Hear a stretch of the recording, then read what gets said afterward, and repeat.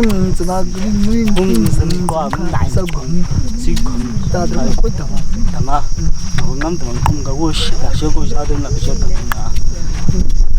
the fruits, put it inside the ostrich eggshell, and they pour water in, and from there they shake it nicely.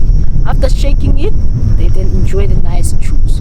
We are also drink it. You do? Yeah, it's very tasty. They eat only breakfast, and then during the night, the dinner before they go for sleep. So once animals are far away and they go out for their hunting, they can take 3 to 2 days not coming back to their home, and only in the day that they find an animal, that's the only time that they will come back to their village. How do you share the meat?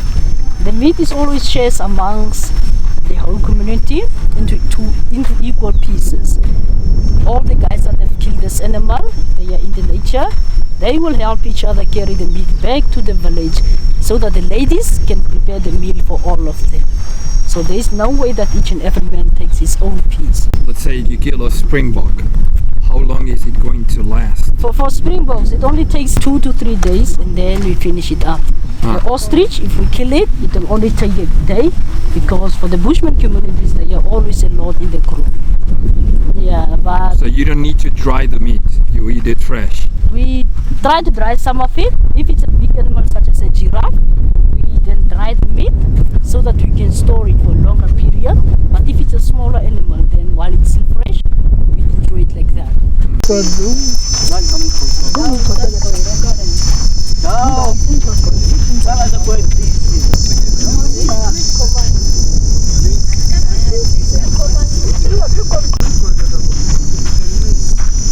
So for the water bottles, this is now how the ladies decorate theirs. And then they make use of a prop. A piece of leather is a prop so that they can close it on top.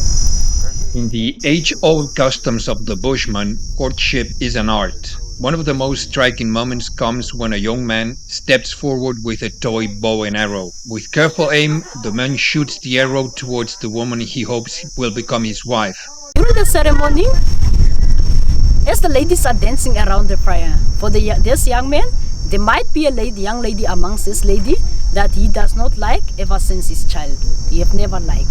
So if that lady is also amongst the other ladies, and the ladies are dancing around the fire, and the young man tries to shoot his target but misses his target, and the arrow touches a young lady that he does not like. Once the arrow touches that lady and falls down and she picks it up, then the choice is out of the young man's hands. She will make a final decision what to do with the arrow. If she's in love with that man, although she knows that the man is not in love with her, she can still choose whether to take it to the village chief or to break it. And if she wants to get married to that man, even if she knows the man doesn't like her but she wants to get married with him, she can still take the arrow to the village chief, and the village chief will arrange a wedding ceremony for them that same day or night, and then they will get married and spend their lives happily together. And he has to marry her. It is a must for him to get married to that lady.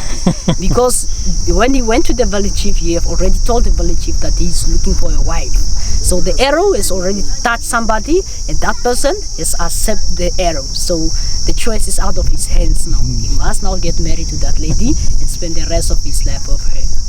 And for the Bushmen, they are not polygamous. They are monogam.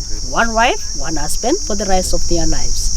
And for them, after the waiting, no divorce until death do them part. No divorce. No divorce. No divorce here, but other parts Bushmen divorce. For today, in the modern days, it is only the younger generation that get married and then they separate. But back in the days, those things were not allowed. Once you get married to somebody, you spend the rest of your life, their lives with them. So for even for us, Kumsa, the older man sitting there, my mom's eldest brother, but what I've seen from their side as well as from my grandparents' side, those people, they don't wear rings, but they are together ever since before the independence of the country until death has do them part, and our grandmom passed away only last year. But for the Bushmen, back in the days, their relationships were staying very long. No matter how many arguments you have in your relationship, you have to try to sort out your problem. If you can't sort it out, then you go to the village chief and the elders. Then you come together, talk, and then you go back normal into your relationship. Did they marry inside their group, or they choose somebody else from another group? They choose somebody else from another group before they get married. And but if it's in the group and that person is not their family, then they can get married with the person. Because sometimes in the community, these people are not all of them family.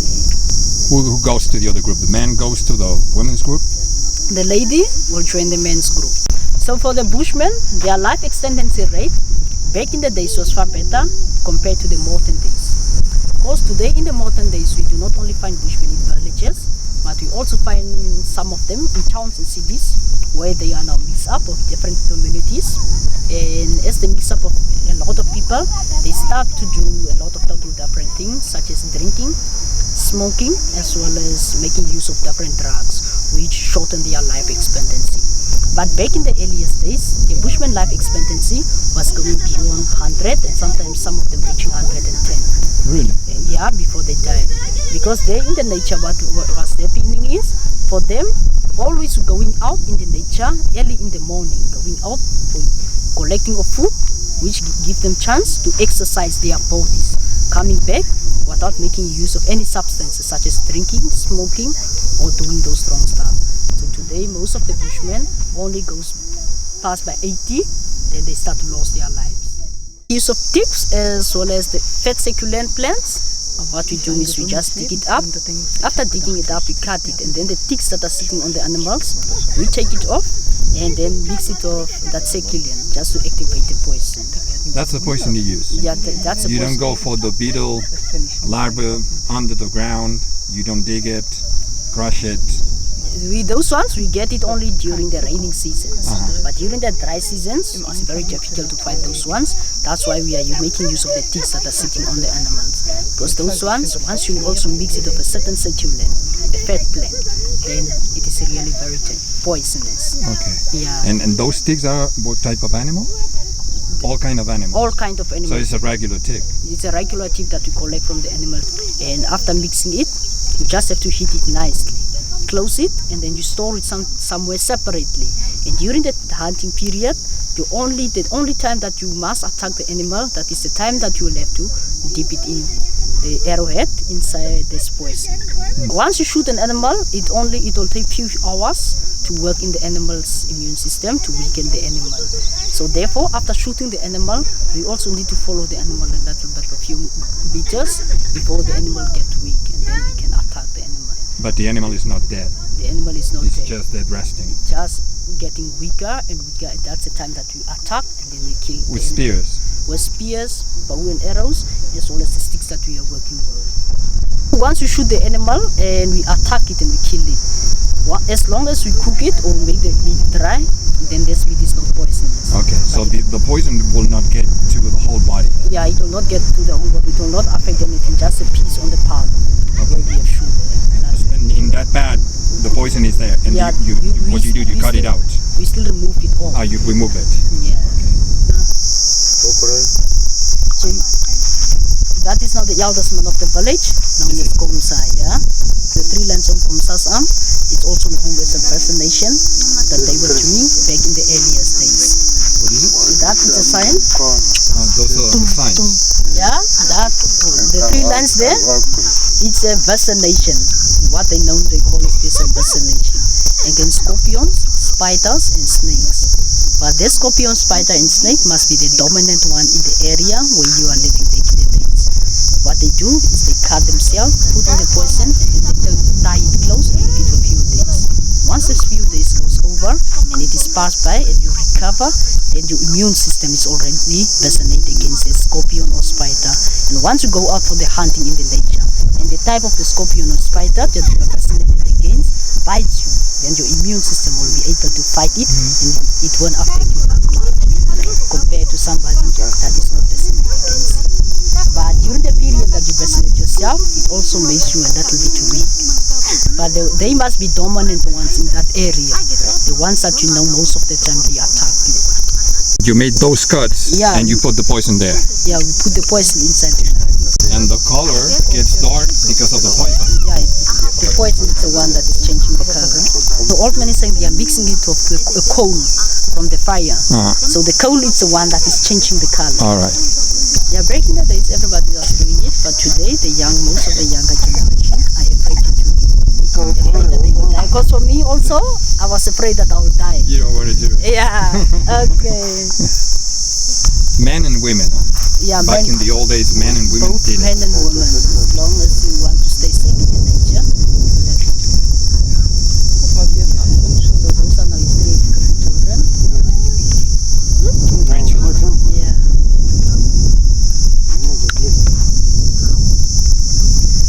They sleep always around the fire, all of them, during the night. So here inside the hut, only to keep their stuff in. Okay. I think that we are going now.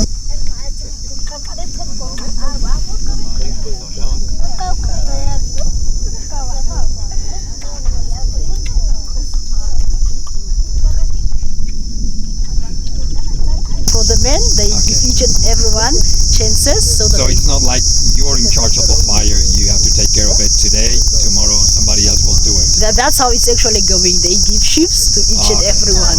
Or else, if they don't give shifts, nobody will wake up in the middle Right. of the night. Whether we get it from active water ponds where the animals are drinking. Because in Kalahari area, Kalahari water ponds are only seasonal. Therefore, during the rainy seasons, what the Bushmen ladies always do is, what the men, they go out and they collect a lot of water, build up of plastic eggshells, allow the men to take this water and hide a lot of it in the different spots. For them to know that during the winter time, whenever this water ponds dry up, then they can make use of the water out of the plastic eggshells for either cooking or for the babies if they want to drink.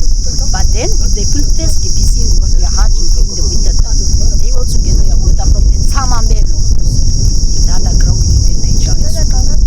For the Bushmen, they just need a little bit of water to keep their throat wet. That's amazing. Yeah, just a little 600 milliliter water bottle. You can give it to the Bushmen. You will use it for the whole one day. They don't drink it to satisfy their thirst. Just keep the throat wet and they can go.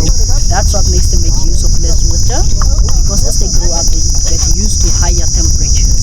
And also, staying like that, if you always get fresh air, then you don't get that thirsty very easily. That's what they say.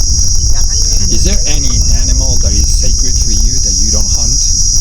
We have also got the hyenas, and then the hyenas, You don't hunt the hyenas. yeah, we don't hunt them at all. Because for them, they believe that they have their own ways of belief why they don't hunt. Because there are certain animals that these Bushmen people believe that they must be respected in the nature, and you must not touch them at all. Such as even the panther, the big snake that is taking the water, those ones, they are also not allowed to touch it or to eat at all. So if they go with the water pan where there is a panther, they have to leave that water pan and choose a separate water pan.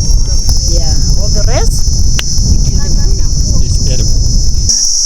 Okay, so now guys, our time is already up.